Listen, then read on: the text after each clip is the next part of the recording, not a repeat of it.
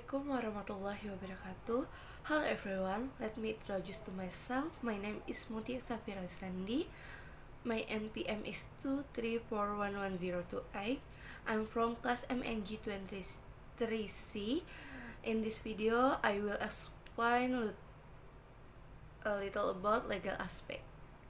First is the introduction.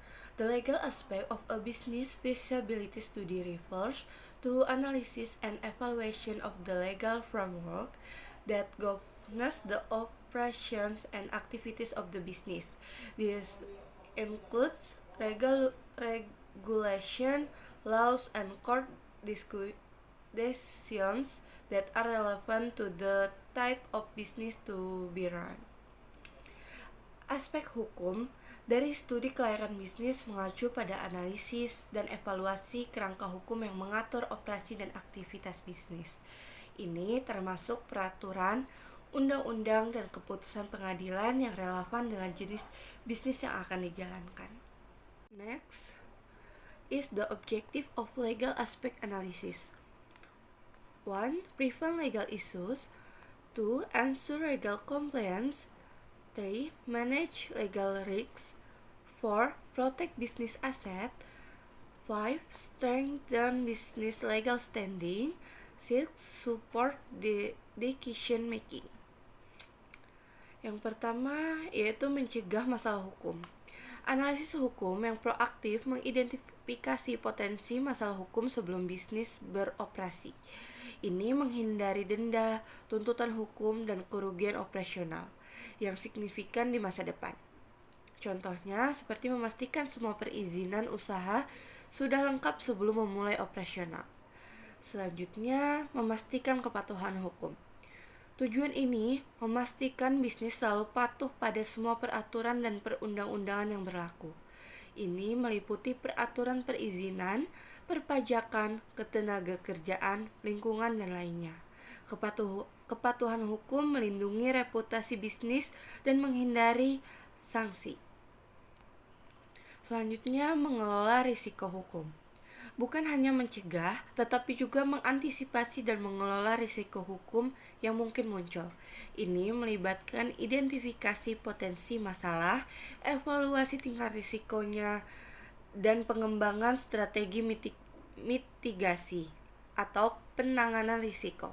Contohnya yaitu seperti membuat perjanjian yang kuat dengan pemasok untuk mengurangi risiko sengketa.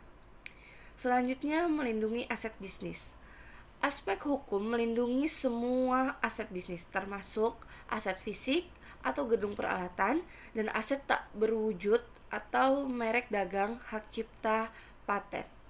Ini memastikan bisnis memiliki hak kepemilikannya yang sah dan terlindungi dari pelanggaran hukum seperti perpajakan atau pencurian. Selanjutnya yaitu memperkuat legal standing bisnis. Tujuan ini memastikan bisnis memiliki struktur hukum yang kuat dan terdefinisi dengan baik. Ini memberikan landasan hukum yang kokoh untuk operasional bisnis, melindungi dari tuntutan hukum, dan memperkuat posisi tawar bisnis dalam negosiasi. Terakhir yaitu mendukung pengambilan keputusan. Informasi hukum yang akurat sangat penting untuk pengambilan keputusan.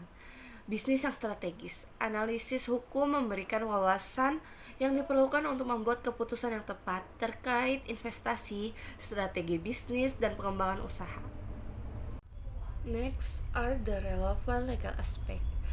From a business licensing, intellectual property rights, agreements and contract, labor law, taxation law, environmental law, competition law, consumer protection law. Aspek hukum yang relevan itu ada bentuk usaha. Memilih bentuk usaha yang tepat seperti CV, PT, firma, dan lain-lain dengan implikasi hukum yang berbeda. Kedua yaitu ada perizinan usaha. Mempelajari dan memastikan semua izin dan perizinan usaha telah diperoleh IUP, TDP, NPWP, dan lain-lain. Selanjutnya, hak kekayaan intelektual (HKI). yaitu merek dagang, hak cipta paten, rahasia dagang, dan perlindungan lainnya. Selanjutnya, perjanjian dan kontrak. Memastikan perjanjian dengan pihak lain seperti supplier, pelanggan, karyawan, terstruktur dan sah secara hukum. Selanjutnya, perburuhan, yaitu aturan ketenagakerjaan, perjanjian kerja, dan hak-hak karyawan. Selanjutnya, hukum perpajakan. Kewajiban pajak, pelaporan pajak, dan strategi perencanaan pajak yang legal. Selanjutnya, hukum lingkungan. Kepatuhan terhadap peraturan lingkungan dan AMDAL, analisis mengenai dampak lingkungan jika diperlukan.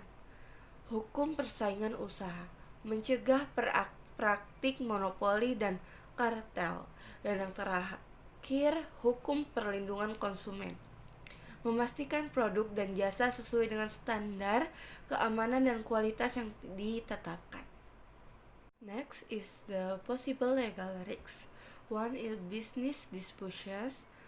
Two, intellectual property rights violations. Three, labor law violations.